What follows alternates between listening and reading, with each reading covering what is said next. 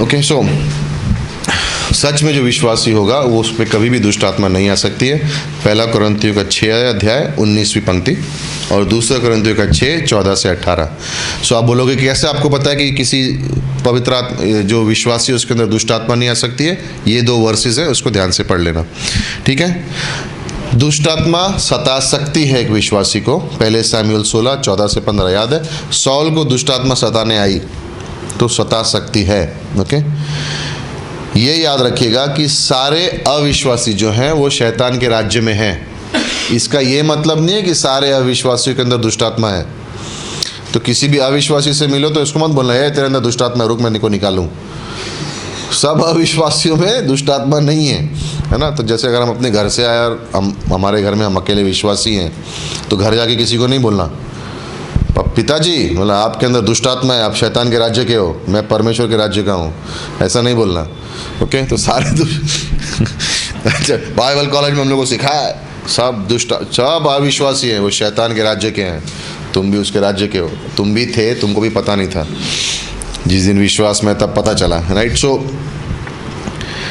दुष्ट आत्मा से व्यक्ति जो दुष्ट आत्मा के अंदर है बहुत रेयर होता है, रोज रोज नहीं होता है, हमेशा नहीं होता, सबके अंदर नहीं होता है, कुछ कुछ लोगों में कभी कभी होता है। कुछ स्थान होते हैं जहाँ पे ये घटनाएं ज़्यादा घटती हैं, लेकिन सब जगह नहीं होते। जैसे हमने कहा शैतान नहीं चाहता है लोगों को ये बताना, वो नहीं दिखाना चाहता है ना, वो नहीं दिखाना चाहता है। वो ये कोशिश करने की कोशिश करता है कि लोग ये विश्वास करें कि शैतान है ही नहीं। उसकी योजना ये है कि लोगों को भरोसा नहीं होना चाहिए, उनको लोगों को ऐसा लगना चाहिए शैतान तो है ही नहीं। तो दुष्ट आत्मा के केसेस सब जगह नहीं होते, कई कई स्थानों में होते। जैसे फॉर एग्जांपल हम कई सारे हमारे कलीसिया सब जगह, लेकिन दुष्ट आत्मा के केसेस हम कहाँ सुनते हैं? एक मानखुर्द में ज़्यादातर, सेकेंडली जयपुर से सुन रहे हैं। बट उसके अलावा कहाँ पे सुन रहे हैं हम? रेगुलर कहाँ पे सुन रहे हैं? ज़्यादातर नहीं सुन रहे हैं। तो कई कई स्थानों में होता है, क्योंकि कोई कोई गढ़ बने हुए होते हैं जहाँ पे ये दुष्ट आत्माओं का कार्य मजबूत होता है, वहाँ पे आपको ये केसेस ज़्यादा दिखते हैं, और अविश्वासियों में। लेकिन ज़्यादा करके शैतान नहीं करने की कोशिश करता है। क्यों? क्योंकि अगर वो करने लगा तो लोगों को पता चलेगा कि ये शैतान का कार्य हो रहा है, तो उसको वहाँ पे निकालने के लिए विश्वासी पहुँच जाएंगे उधर,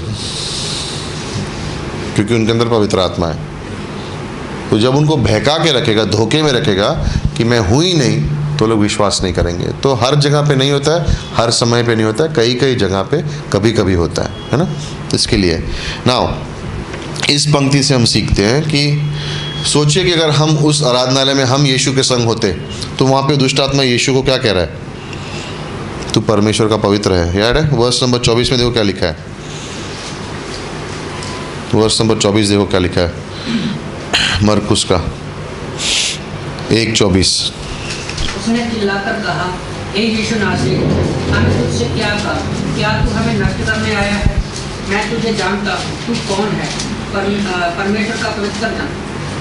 परमेश्वर का पवित्र जानते हैं। तो सोचो दुष्ट आत्मा और आप यीशु मसीह के संग खड़े हो, और दुष्ट आत्मा ये कह रही है तू परमेश्वर है, उसका पवित्र पुत्र है, तू है वो, यू नो।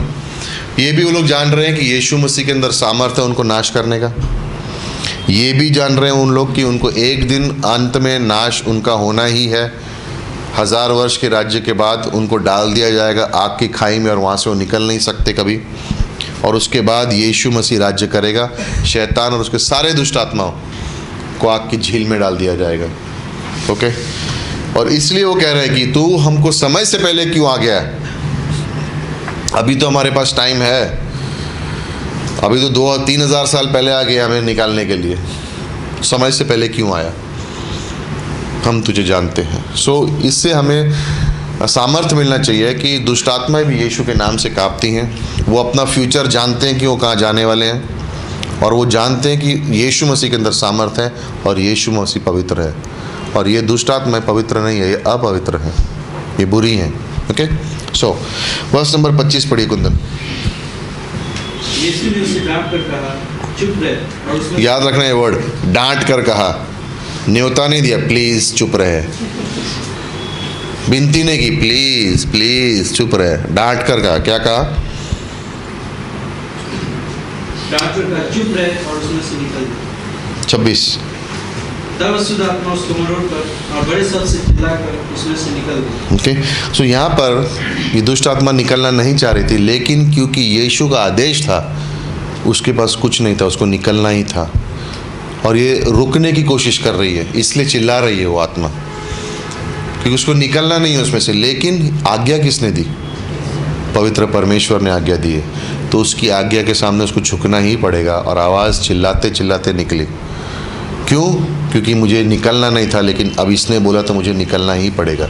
और ये एक बहुत खूबसूरत चित्र है दिखाने के लिए कि यीशु मसीह का सामर्थ्य कितना है, कितना सामर्थ्य है यीशु मसीह के अंदर, कि इस दुष्ट आत्माओं के पास भी कोई ऑप्शन नहीं है, लेकिन सुनना पड़ेगा, सुनना पड़ेगा यीशु मसीह का। वर्स नंबर 27 और 28 पढ़िए। इस पर सब लोग आश्चर्य करते हुए आपस में वाद विवाद करने लगे, यह क्या बात? यह तो कोई नया उपदेश है। वह अधिकार के साथ अशुद्ध आत्माओं को भी आज्ञा देता है, अभी उसकी आज्ञा मानती है, और उसका नाम तुरंत गलील के आसपास के सारे प्रदेश में फैल गया। सारे प्रदेश में फैल गया, बिकॉज उसकी एक आवाज़ में लोगों को छुटकारा मिलना शुरू हो गया। राइट नाउ मुख्य घटना नंबर 26 और पतरस की सास की चंगाई। ओके, मत्ती 8:14 से 17 ये लिख लीजिए। मुख्य घटना नंबर 26, मत्ती 8:14 से 17, मरकुस का 1:29 से 39, मरकुस का 1:29 से 39 और लूका का 4:38 से 44, 38 to 44।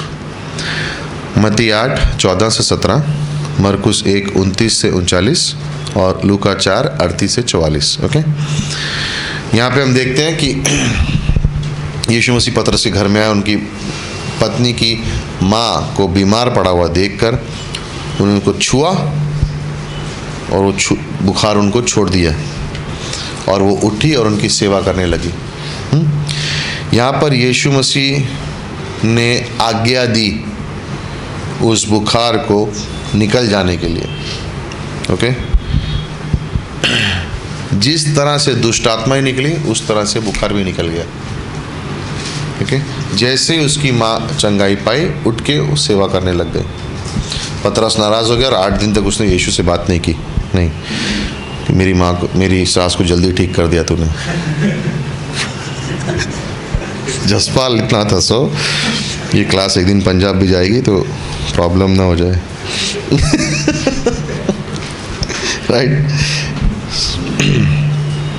नाउ मत्ती 8:14 से 17 में ये खास एकदम क्लियर लिखा हुआ है कि पतरस की सास थी। कैथलिक चर्च में क्या बोलते हैं कि पतरस अविवाहित था, उसकी शादी नहीं हुई थी, इसलिए जो भी पोप है वो पतरस के पीछे हैं और वो कभी शादी नहीं करते हैं। लेकिन बाइबल में क्या लिखा है? पतरस की सास बीमार थी। सास कब होगी? जब उसकी पत्नी होगी तो ही। तो शादीशुदा होएगा तो ही सास होएगी। कोई अपने आप किसी को भी बोलता नहीं तो मेरी सास है। तो कैथलिक लोग जब ये बोलते हैं कि पोप विवाह नहीं करते और पतरस के उदाहरण पर जीते हैं, ये वर्ष मत्ती 8:14 से 17 उनको दिखा सकते हो आप कि पतरस तो शादीशुदा था। आप बोल रहे हो आप पतरस के पीछे चलते हो। राइट, एक आदमी ने याद है पतरस ने प्रेरितों के काम 2 अध्याय में जब वो जा रहा था यूहन्ना के संग, एक लूले लंगड़े इंसान को देखा और उसको कहा सोना चांदी कुछ नहीं मेरे पास, लेकिन यीशु के नाम से उठ और चल। तो कहने की बात है कि 1500-1600 वर्ष के आसपास जब रोम में ये कैथलिक चर्च बहुत मजबूत हो गया, उनके पास बहुत धन सोना आ गया, तो एक पोप किसी के संग चल रहा था और कह रहा था, ये देख आज हम पतरस की तरह नहीं कह सकते कि सोना और चांदी मेरे पास कुछ नहीं है। और उसने मुड़ के उससे कहा, बोलते आज धन तुम्हारे पास इतना है, लेकिन आज तुम ये भी नहीं कह सकते किसी को उठ खड़ा और चल। मतलब आत्मिक सामर्थ्य तुम्हारा खो गया है क्योंकि तुम्हारे पास धन आ गया, यू नो। सो उस तरह से है।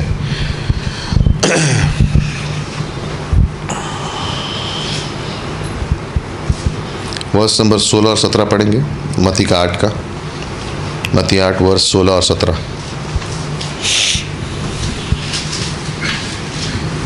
जब संध्या हुई तब वे उसके पास बहुत से लोगों को लाए जिनमें दुष्ट आत्माएं थीं, और उसने उन आत्माओं को अपने वचन से निकाल दिया और सब बीमारों को चंगा किया ताकि जो वचन यशाया भविष्यवक्ता के द्वारा कहा गया था वह पूरा हो। उसने आप हमारी दुर्बलताओं को ले लिया और हमारी बीमारियों को उठा लिया। याद रखिएगा कि कुछ ऐसी बीमारियां हैं जो दुष्ट आत्माओं की वजह से भी आती हैं, मानसिक बीमारियां हैं या ऐसी कोई बीमारियां हैं जो दुष्ट आत्माओं की वजह से भी आती हैं। बट इसका ये मतलब नहीं कि जितने लोग बीमार हैं वो दुष्ट आत्मा की वजह से बीमार हैं। ओके, सो किसी को अस्पताल में मिलने मत जाओ तो उसको ये मत बोलना तेरे अंदर दुष्ट आत्मा इसलिए तो बीमार है। बेचारा बीमार है और बीमार हो जाएगा। ओके, सो उनके बारे में आपको पता चल जाएगा। अगर उसके अंदर दुष्ट आत्मा है तो ये दुष्ट आत्मा की वजह से बीमार हुआ है, तो आपको पता चल जाएगा क्यों दुष्ट आत्मा अपना परिचय खुद कर देते हैं, बता देंगे। ओके, सो किसी को प्लीज़ मत बोलना कि तुम बीमार हो तो तुम्हारे अंदर दुष्ट आत्मा है इसलिए तुम बीमार हो, बेचारा और परेशान हो जाएगा। ओके, सो कहने का मतलब क्या है कि ये बुरी आत्माओं के अंदर भी सामर्थ्य है कुछ कुछ बीमारियां लाने के लिए, बट यीशु मसीह के सामने कुछ नहीं कर सकते लोग। एक विश्वासी के लिए कुछ नहीं कर सकते। ओके, सता सकते हैं लेकिन हमको कुछ नहीं कर सकते। ओके, मुख्य घटना नंबर 27 लूका 5:1-11, और ये पहला चमत्कारी मछली पकड़ने वाला कार्य जो हुआ लूका 5:1-11। वर्स नंबर 3 से 6 पढ़ेंगे प्लीज।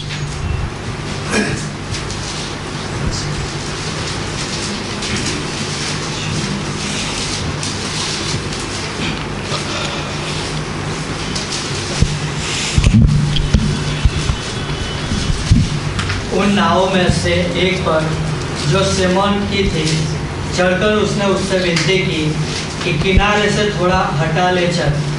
तब वह बैठकर लोगों को नाव पर से उपदेश देने लगा। जब वो बातें कर चुका तो सिमोन ने कहा, गहरे में ले चल और मछलियाँ पकड़ने के लिए अपने जाल डालो। सिमोन ने उसको उत्तर दिया, हे स्वामी, हमने सारी रात मेहनत की और कुछ न पकड़ा, तो अभी तेरे कहने से जाल डालूंगा। जब उन्होंने ऐसा किया तो बहुत मछलियाँ घेर लाए और उनके जाल फटने लगे। ओके, सो यहाँ पर यीशु मसीह क्यों ये चमत्कार कर रहे हैं इन मछुआरों के संग? याद है थोड़ी देर पहले हमने कहा था यीशु मसीह ने शिष्यों को फुल टाइम मिनिस्ट्री में बुलाया और उस समय में इनका बिजनेस था।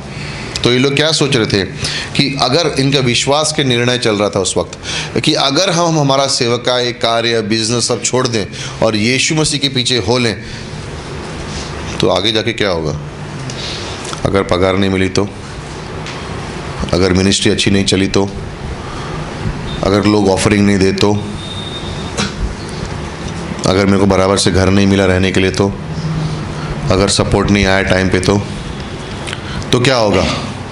और उसको दिखाने के लिए यीशु मसीह यहाँ पे कुछ करते हैं ना। जब हम देखते हैं चारों सुसमाचार में इस कहानियों के बारे में तो हम जानते हैं कि पूरी रात वो मेहनत कर चुके थे और कुछ भी मछली ना पकड़ पाए थे। करेक्ट, पूरी रात मेहनत कर चुके थे लेकिन कुछ भी मछली ना पकड़ पाए थे। और यीशु मसीह उनके लिए यहाँ पे मछली पकड़ता है और उसको दिखाता है। क्या दिखाने की कोशिश करता है? मत्ती 8 में पतरस की सास को उसने चंगाई दी। ओके, फिर मत्ती 14 में तूफान में पतरस पानी पर चला, याद है? मत्ती 17 में जब चुंगी भरने का समय आया तो यीशु मसीह ने कहा मछली को पकड़, उसके मुंह से सिक्के निकलेंगे, एक मेरे लिए भरना, एक अपने लिए भर लेना। तो यहाँ पर मछली पकड़ना उसको सिखाया कि क्या यीशु मसीह कर सकता है। इस चमत्कारों की वजह से पतरस को ये एहसास हो जाएगा बहुत आसानी से, ये यीशु मसीह चंगाई भी दे सकता है, मेरी ज़रूरत को पूरा भी कर सकता है, मेरे द्वारा असंभव कार्य भी करवा सकता है, बीमारियों को भी ठीक कर सकता है, तूफानों को भी रोक सकता है, मेरी ज़रूरतों को भी पूरा कर सकता है। तो पतरस के अंदर वो कॉन्फिडेंस आ जाएगा कि अगर मैं सब कुछ छोड़ के इसके पीछे चल भी पड़ा तो यीशु मसीह मेरी सारी ज़रूरतों को संभाल सकता है। चाहे वो मेरी शारीरिक हो, वेतन की ज़रूरत हो, बीमारी की ज़रूरत हो, दुष्ट आत्मा की ज़रूरत हो, तूफान की ज़रूरत हो, कुछ भी हो, यीशु मसीह से उसको पूरा कर सकता है। और यहाँ पर वो विश्वास का कदम ये दिखाने के लिए यीशु मसीह से करता है ना। याद रखिएगा कि पहले पतरस 5, 7 और 8 में याद है उसने क्या कहा? अपनी चिंताएं मसीह पर डाल दो क्योंकि वो तुम्हारे लिए चिंता करता है। सबसे बड़ा चिंता करने वाला इंसान ने ओवर्स लिखा, क्यों? क्योंकि वो जान गया था कि मसीह हर चीज़ को संभाल सकता है। कई सारे लोग हैं हमारे कलीसियाओं में, आप भी, आपके अंदर, मेरे अंदर, सबके अंदर ये सोच आ सकती है कि किस तरह से परमेश्वर हमारी ज़रूरतें पूरी करेगा। याद है सबसे बड़ा पाप क्या है? इब्रानी का 12 हमने क्या बात की थी? अविश्वास। वो हमारे लिए रुकावटें पैदा करता है। जो परमेश्वर मुझे शैतान के राज्य से निकाल के अपना पुत्र बना सकता है, जो परमेश्वर मुझे नर्क के दरवाजे से निकाल के स्वर्ग में डाल सकता है, जो परमेश्वर जो मेरे अंदर पवित्र आत्मा डाल देगा, वो मेरी ज़रूरतों को भी पूरा कर सकता है। हमारे जीवन में कई बार हमारे सामने ये सवाल आएंगे कि मेरी ज़रूरत पूरी कैसे होगी? परमेश्वर पूरी करता है। हमारे जीवन की हर ज़रूरत परमेश्वर पूरी करता है, हमारे अंदर नहीं है। मनुष्य शंका कर सकता है, मनुष्य सोच सकता है, मनुष्य के अंदर चिंता आ सकती है और वो हो सकता है, लेकिन चिंतित रहना अच्छा नहीं है। चिंतित रहना अच्छा नहीं है, निराश रहना अच्छा नहीं है। निराशा आती है लेकिन निराश रहना अच्छा नहीं है ना? क्योंकि परमेश्वर हमारी ज़रूरतें पूरी करता है। जब हम मिनिस्ट्री शुरू करते हैं तो मिनिस्ट्री शुरुआत जब होती है तो कठिनाइयाँ होती हैं, कुछ पैसे कम होते हैं, जगह नहीं है, राइट, पैसे नहीं है, योजना बहुत बड़ी है, काम इतना सारा करना है लेकिन पैसे नहीं है, रहने की जगह नहीं है, बजट कैसे होगा, खाना कहाँ से आएगा, इतना तो किराए में चला जाएगा, बाकी बचेगा कैसे, घर संभालूंगा कैसे, तनख्वाहें दूंगा कैसे, गैस के पैसे कहाँ से आएंगे, है ना? परमेश्वर काफ़ी है। परमेश्वर हमारी ज़रूरतों को पूरा करता है। हमें हमारी ज़रूरतें उसके पास लेके जानी है, हमारी चिंताएं उसके पास लेके जानी है और वो उन्हें पूरा करेगा। शुरुआत हमेशा आपके जीवन की शुरुआत, सेवकाई की शुरुआत में कठिनाइयाँ दिखेंगी, लेकिन वहीं पर परमेश्वर दिखाएगा कि कितना बड़ा है वो। मैं आज भी याद रखता हूँ कि मेरे घर में शादी के बाद जब हम लोग अलग हुए और सेवकाई में था, 1 साल से अधिक तक 1 सिलेंडर चलता था, ख़त्म ही नहीं हो रहा था। गैस चली जा रही है, सिलेंडर, एक ही सिलेंडर चल रहा था। मैंने पास्टर काल को एक दिन कहा तो कहता है तो निर्गमन के समय में आ गया, तेरे घर में निर्गमन चल रहा है, अब मैंने ध्यान नहीं दिया था कि गैस कनेक्शन लेने के बाद, और मैं जो गैस नहीं थी, साल भर निकल गया 1 सिलेंडर में, तो हम लोग सोच रहे हैं कि कैसे, और नहीं थे उतने पैसे, बजट नहीं थे, तो परमेश्वर शायद मानता था कि किस तरह से करना है। अगर वो 5 रोटियों को 10,000 को खिला सकता है तो एक गैस सिलेंडर को भी 1 साल चला सकता है। सिंपल है। तो वहाँ पर आप क्या सीखोगे? उस पर निर्भर करना ज़रूरतों के लिए, इंसान पर नहीं। वहाँ पर ये सीखना पड़ता है। और हमारे इस सेवकाई में हमें जल्द से जल्द ये सीख जाना चाहिए कि मनुष्य पे भरोसा नहीं करना है, हमें परमेश्वर पे हमारी ज़रूरतों के लिए भरोसा करना है। मैं ज़्यादा बोलता नहीं इन चीज़ों के बारे में, लेकिन जब हम सेवकाई कर रहे थे, जॉब कर रहे हैं, कुछ भी कर रहे हैं, परमेश्वर पर भरोसा रखो तुम्हारी ज़रूरतें पूरा करने के लिए। वो कर सकता है पूरा। विश्वास रखना है, प्रार्थना करनी है और आगे बढ़ना है। विश्वास रखना है, प्रार्थना करनी है, आगे बढ़ना है। लखनऊ में जब अभिराम गए तभी एक दिन उनका फ़ोन आया, आई थिंक 4-5 महीने और 6 महीने हुए होंगे उनके वहाँ जाके, और मैं कभी भूलूंगा नहीं उस बात को।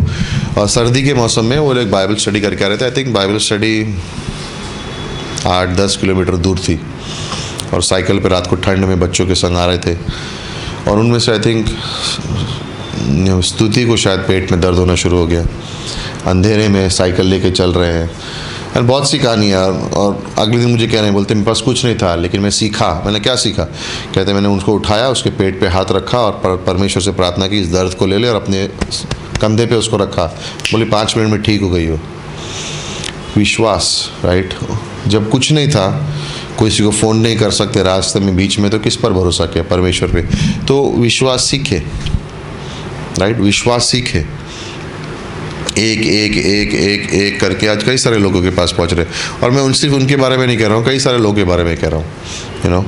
मैं पास्टर राजन के संग जब नेपाल गया तो उन्होंने कहा घर से 40 किलोमीटर दूर बाइक का कांटा 0 पे है, अंदर देख रहा हूँ पेट्रोल नहीं है और मैं प्रार्थना की, प्रभु मुझे घर पहुँचना है, मैं नहीं जानता हूँ, मैं अभी बंद कर रहा हूँ, मेरे पास पैसे नहीं है, रास्ते में पेट्रोल पंप नहीं है, मुझे घर पहुँचना है।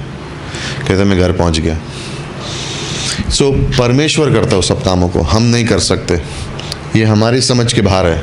लेकिन हमें विश्वास करना है, भरोसा करना है। इसका ये मतलब नहीं है कि जानबूझ के हम कुछ गलत काम करें और परमेश्वर कहे अब तू कर।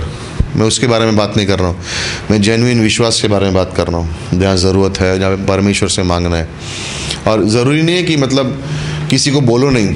अगर आपको मन कर रहा है कि किसी को नहीं बताना, सिर्फ परमेश्वर को बताना है, तो कोई बात नहीं।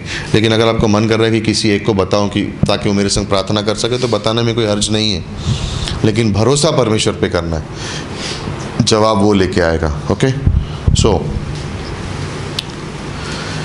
हमारे लिए खजाना परमेश्वर है और परमेश्वर के लोग हैं।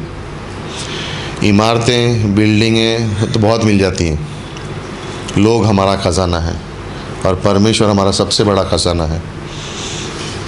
लाइक उससे ही हमको सब कुछ मिल सकता है, यू नो। अब्राहम के पास सोदोम का राजा आया और उसने कहा मेरा धन ले ले और तेरे 318 मनुष्य मुझे दे दे, डिसाइपल्स। और उसने कहा नहीं दूंगा।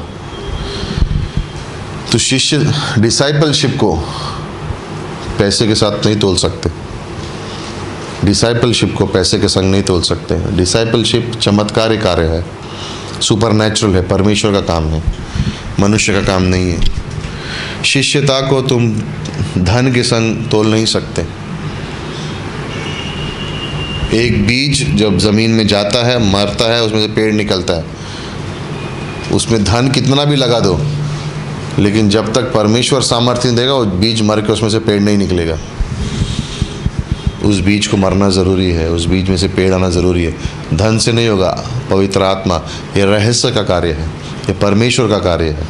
और परमेश्वर के कार्य में हम परमेश्वर को ज़्यादा ध्यान देते हैं और हमारी ज़रूरतें हम परमेश्वर को बताते हैं। ओके, मुख्य घटना नंबर 28, कोड़ी की चंगाई।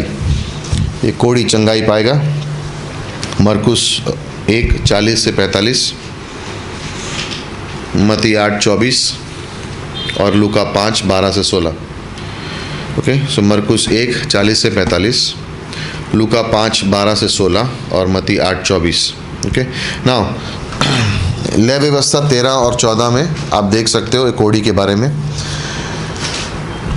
जब इज़राइल में किसी को कोढ़ का कुछ ये रोग लगता था, कोड़ी बनता था, तो याजक के पास जाते थे। याजक उसको कहता था कि अलग कोड़ियों की कॉलोनी में चले जाओ, और कोड़ी अपने परिवार को बाय बोल के रो धो के चला जाता था, क्योंकि उसको वापस संगति करना अलाउड नहीं था। कोढ़ पुराने नियम में पाप का प्रतीक है। शुरुआत होता है छोटे से, उंगली से या आँखों के यहाँ पे शुरू होता है और पूरे शरीर में फैलता है और एक एक करके सारे शरीर को ख़त्म कर देता है। पाप का चित्र है वो। ओके, पाप का चित्र है। जब कोड़ी सड़क पर चल रहा होगा तो उसको चिल्लाना पड़ता था, अशुद्ध हूँ। तो लोग कम से कम 10 फुट दूरी रखते थे उससे।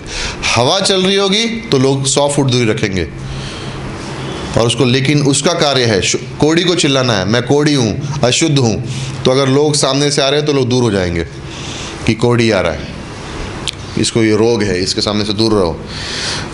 और लय व्यवस्था 14 में मूसा लिखा है कि अगर कोड़ी चंगाई पाएगा तो पहले वो याजक के पास जाएगा, याजक उसको परखेगा, उसे कपड़ों को परखेगा, उसे घर को परखेगा और फिर कहेगा ये कोड़ से खुश, इसको निकल गया है रोग इसका। ओके, नाउ ये सारी उनकी रीति रिवाज थे। उसको छूते नहीं थे, उससे दूर रहते थे, उसको अलग कॉलोनी में रखते थे। लेकिन जब हम यहाँ पे इन पंक्तियों में आते हैं, हम यहाँ पे अलग चीज़ देखते हैं। कोड़ी दूर रहना चाहता है, लेकिन यीशु मसीह उसके नज़दीक जाता है। यीशु मसीह उसके नज़दीक जाता है। अगर आज कोड़ी रास्ते में चल रहे हो और अगर वो चिल्ला रहे हो अशुद्ध हूँ, अशुद्ध हूँ, तो यीशु क्या करेगा? उनके पास जाएगा। लोग हट सकते हैं, लेकिन यीशु उनके पास जाएगा। लाइक यीशु मसीह के रोम की सरकार को अगर आप देखो तो उनकी बिल्डिंग, उनके बुद्धि, उनका ज्ञान, उनका लेखक, उनके पेंटिंग आर्टिस्ट ये सब अद्भुत थे, लेकिन कोई अस्पताल और ऑर्फनेज नहीं होते थे। ये शुरुआत कहाँ से हुई? ये शुरुआत यहाँ से कहाँ से उन्होंने स्टार्ट किया? ये शुरुआत हुई किधर से? यीशु मसीह के उदाहरणों को देखकर, यीशु मसीह के जीवन को देखकर, वहाँ से उनका उदाहरण शुरू किया है। वर्स नंबर 13 में उसने अपना हाथ उठाया और यीशु मसीह से कहा, हाँ मुझे चंगाई दे, और उसी समय में कोढ़ ने उसको छोड़ दिया। हाँ मुझे चंगाई दे। और अब सोचिए, ये इंसान जिसके अंदर कोढ़ का रोग था, अब उसका पूरा शरीर नया हो गया है। यीशु मसीह का हाथ अशुद्ध नहीं हुआ उसको छूकर, बट लेकिन कोढ़ी का शरीर शुद्ध हो गया, क्योंकि उसको छुआ किसने? यीशु मसीह ने। और उस तरह से ही है। वर्ष नंबर 14 में उसने उससे कहा कि किसी को मत बताना, सीधा याजक के पास जा, अपनी शुद्धि के लिए एक भेंट चढ़ा, जिस तरह से मूसा ने कहा। यीशु से कह रहा है किसी को बताने की ज़रूरत नहीं है, क्योंकि अशुद्ध का काम जो कभी हुआ नहीं है वो आज पूरा हुआ, तो उसकी फर्स्ट रिएक्शन क्या होगा? सबको बता दो कि मैं अशुद्ध नहीं हूँ। लेकिन यीशु कह रहा है मूसा के अनुसार तुझे पहले याजक के पास जाना। जब याजक कहेगा कि तू अशुद्ध नहीं है, तू शुद्ध है, तो लोग तुझे स्वीकारेंगे। अब तू जाके लोगों को बोलेगा स्वीकारेगा, तो कोई तुझे स्वीकारेगा नहीं। तो यीशु मसीह आजकल की तरह नहीं है कि किसी की चमत्कार हुआ तो न्यूज़ पे बता दो। उसने कहा पहले जा, उस रीति रिवाज के अनुसार कर, याजक के पास जा, फिर जाके किसी और को बताना अपनी गवाही। पहले सही जगह जा। यशाया 35:5 और 6 में लिखा है कि सिर्फ मसीहा ही कोढ़ को ठीक कर पाएगा, और इसलिए यीशु मसीह ने उसको याजक के पास भेजा, क्योंकि याजक कहेगा तेरी कोढ़ गया कैसे? वो कहेगा किसी मनुष्य ने मुझे छुआ, उसका नाम यीशु है। यीशु ने तुझे छुआ और तेरी कोढ़ी तुझे छूट गई। तो पहली चीज़ याजक के मन में क्या आएगी? यशाया 35:5 और 6, सिर्फ परमेश्वर ही, मसीहा ही कोढ़ को ठीक कर सकता है। और यहाँ पर यीशु मसीह अपना वही कार्य दिखाएंगे जो उन्होंने शुरुआत से कहा था। अंधों को आंखें, बहरों के कान खोलेगा और कोढ़ी को ठीक करेगा। और यहाँ पे उसने और एक चिन्ह दिखा दिया। ओके, नाउ इस समय में कोढ़ी यरूशलेम से 150 किलोमीटर दूर है, और यीशु मसीह उसको कहते हैं पहले वहाँ जा, ताकि उसको पता चले। वर्स नंबर 15 और 16 पढ़ेंगे ज़रा।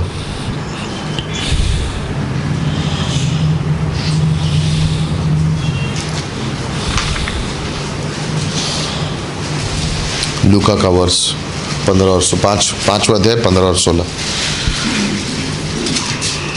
परंतु उसकी चर्चा और भी फैलती गई, और भीड़ की भीड़ उसकी सुनने के लिए और अपनी बीमारियों से चंगा होने के लिए इकट्ठी हुई, परंतु वह जंगलों में लग जाकर प्रार्थना किया करता। ओके, सो चंगाई हुई, चमत्कार हुआ, लेकिन यीशु मसीह ने यहाँ पर लोग उसके पास आने लगे। सिर्फ अब गलील से ही नहीं, सब जगह से उसके पास आने लगे थे। अब उसकी सेवकाई और भी बढ़ने लगी, और सब बढ़ने लगी सेवकाई, तो उसने क्या किया?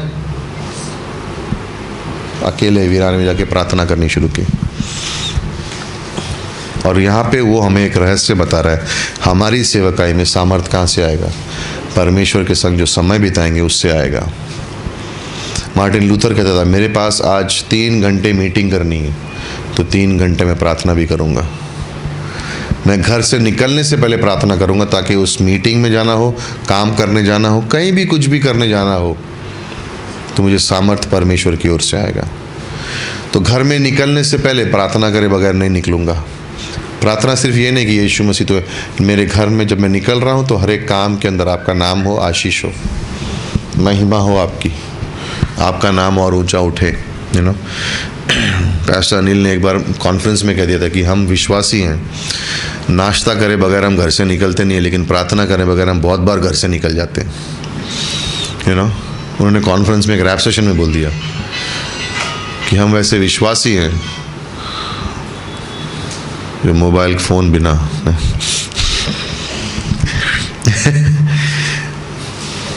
यू नो, सो इन मुख्य घटनाओं के जिसके बारे में हमने आज बात की, आप साफ रूप से अब देख पाओगे कि किस तरह से यीशु मसीह की सेवकाई थी। फर्स्ट, हर कार्य में वो पूरा करता है। दूसरी, दुष्ट आत्माओं पे उसका सामर्थ्य है। तीसरा, बीमारी पे उसका सामर्थ्य है। स्वभाव पे उसका सामर्थ्य है। चौथा, हर ज़रूरत को पूरा करने के लिए बुलावट है उसकी जीवन में हमारे लिए। जब वो हमें बुलाता है तो हमारी ज़रूरतों को भी पूरा करता है। और फाइनली आप यहाँ देखोगे कि कोई बीमारी उसके लिए असंभव नहीं है।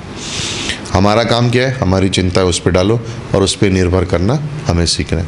ठीक है, सो प्रार्थना करेंगे।